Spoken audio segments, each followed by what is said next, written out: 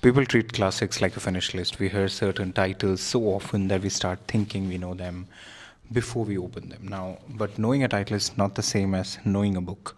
A lot of classics get reduced to reputation, to one big idea, or to a film version. So when we read them, we are sometimes rereading the memory of the book, not the text. At least that's what I feel. Now, that's why finding hidden classics matters. You can be into absurdist literature. You can read Waiting for Godot and still not know about Eugene Ionesco's Rhinoceros. Now, the classics we grew up with are not neatly chosen by quality alone. They are shaped by chance, politics, trends, and who got to get published and who got to stay in print. Now, plenty of strong books just fell out of view, no explanation, it just fell out of view.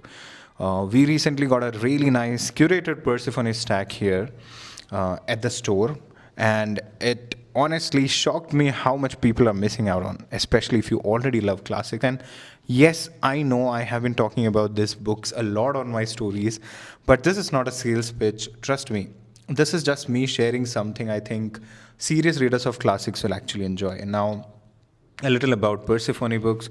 They're a small independent publisher in the UK. Their job is to bring back overlooked fiction and non-fiction, mostly by women, mostly from the late 19th and 20th centuries. These are books that were well written, often praised in their time, then went out of print and stayed forgotten. Now, Persephone republishes them with care, keeping the text intact and making the editions consistent and collectible with the gray covers, pattern end papers, and sometimes they also have bookmarks. Now, I have two books that I thoroughly enjoyed.